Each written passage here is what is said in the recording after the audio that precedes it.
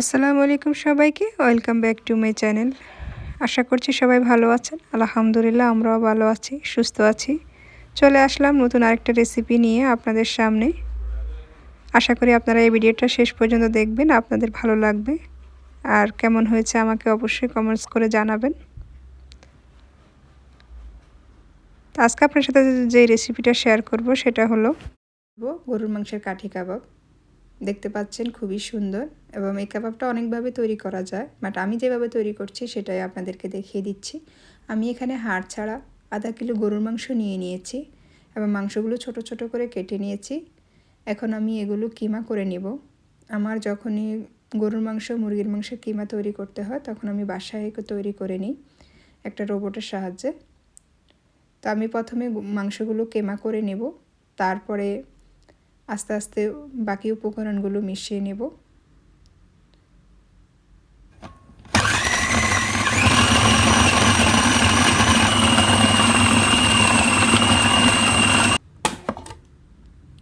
আমার মাংসগুলো কিমা করা হয়ে গিয়েছে, দেখতে পাচ্ছেন খুব সুন্দরভাবে হয়ে গিয়েছে। এখন আমি কাবাব তৈরি করার জন্য কিছু উপকরণ এখানে মিশিয়ে দেব।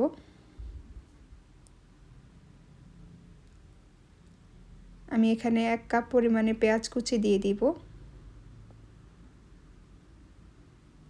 দেখতে পাচ্ছেন দিয়ে দিলাম পেঁয়াজ কুচি। এরপর দিয়ে দেব আস্ত কাঁচামরিচ। আমি এখানে 4টা কাঁচামরিচ দিয়ে দিচ্ছি।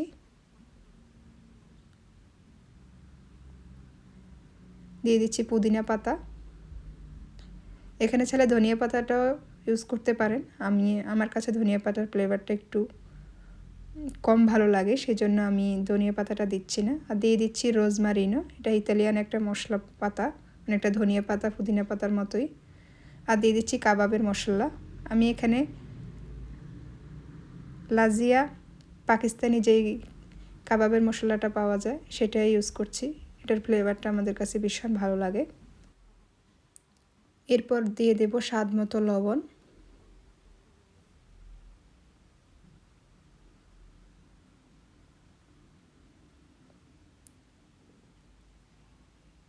এরপর দিয়ে দেব তেল। আমি এখানে অলিভ অয়েল তেল দিচ্ছি 2 টেবিল চামচ।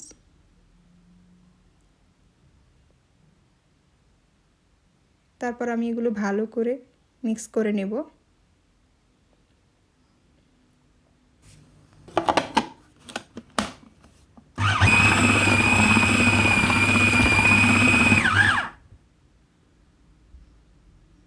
আমার মিক্স করা হয়ে গেছে। আমি এখন এগুলো একটা বোলে নিয়ে নেব।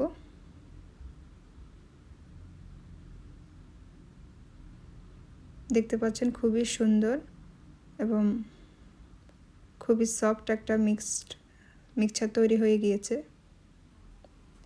এখন আমি বাকি উপকরণগুলো মিশিয়ে দেব। দিয়ে দিচ্ছি 1 টেবিল চামচ রসুন পেস্ট। দিয়ে দিচ্ছি আদা কুচি।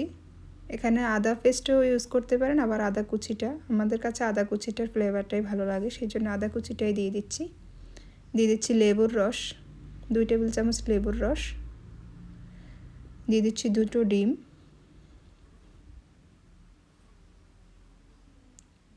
এরপর দিয়ে দিচ্ছি বিস্কুটের গুঁড়া।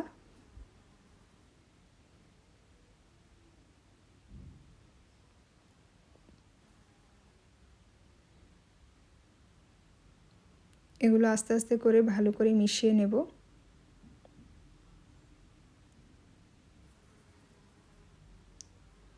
মেশানো হয়ে গিয়েছে মোটামুটি। এই পর্যায়ে আমি দিয়ে দেব একটু পেঁপে কুচি।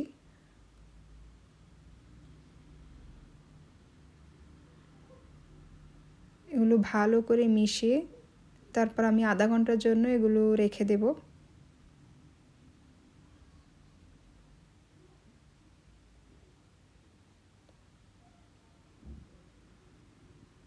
তারপর আমি এগুলো কাঠিতে নিয়ে নেব এবং গ্রিল তাওয়ায় আমি কাবাবগুলো ভেজে নেব। তো আমি আধা ঘন্টা পর ফিরে আসলাম, আর আমি অনেকগুলো করে নিয়েছি। তারপর আপনাদের সাথে একটা শেয়ার করি কাঠিতে কিভাবে নেবেন। কিভাবে কাঠিতে নিয়ে নিচ্ছি। এভাবে আমি কাঠির মধ্যে নিয়ে নিচ্ছি, কাঠিকে কিছুই করে নেই, জাস্ট কাঠির মধ্যে নিয়ে নিচ্ছি। এই কাবাবটা আপনারা ইচ্ছা করলে ওভেনও করতে পারেন বা তাওয়াতেও করতে পারেন, ফ্রাইও করতে পারেন। নিয়ে নেবেন। তো আমি আজকে গ্রিলে করব, সেটা আমি আপনাদের সাথে দেখিয়ে দেব। আমার কাছে এইভাবে ভালো লাগে, সেজন্য আমি এইভাবে শেপটা দিয়ে দিচ্ছি।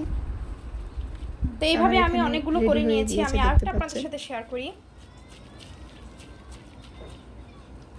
আমি আরেকটা দেখিয়ে দিচ্ছি। ভয় পাওয়ার কিছু নেই, এগুলো ভাঙবেও না, কিচ্ছু হবে না। আসলে শেপটা আপনাদের সবার চয়েস মতো, বাট যেহেতু আমি আজকে কাঠিতে করব তাই এমন করে করে নিচ্ছি।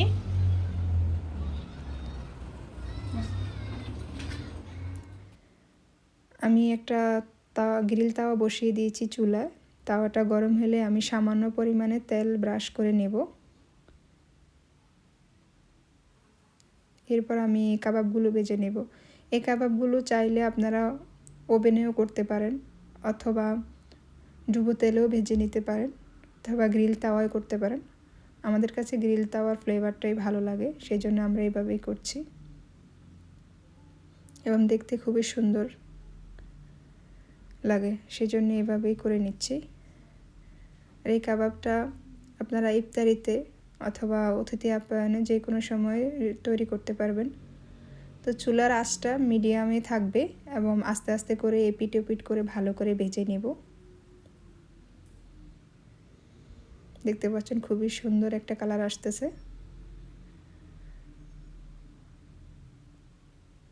এবং অনেক মজা। আপনারা অবশ্যই বাসায় তৈরি করবেন আপনার ফ্যামিলি মেম্বার জন্য। আর কেমন হয়েছে অবশ্যই আমাকে জানাবেন। এগুলো এপিট ওপিট করে ভালো করে ভেজে নিতে হবে।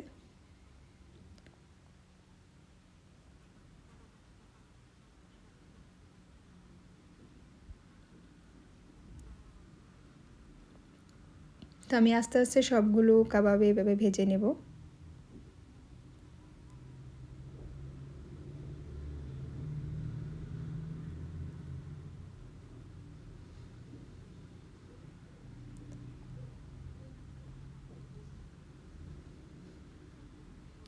আমার সবগুলো কাবাব মোটামুটি রেডি হয়ে গিয়েছে।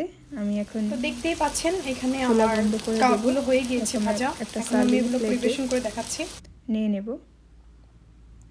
তো আমার কাবাবগুলো রেডি, দেখতে পাচ্ছেন খুবই সুন্দর। আমি আমার মতো করে ডেকোরেশন করেছি, আপনারা আপনাদের মতো করে করবেন।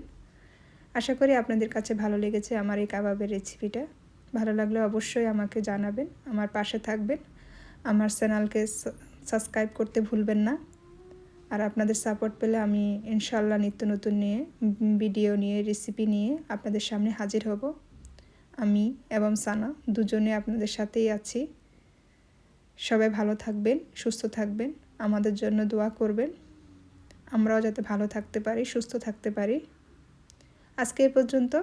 নেক্সট কোনো ভিডিও নিয়ে কোনো রেসিপি হাজির হব। আল্লাহ হাফেজ।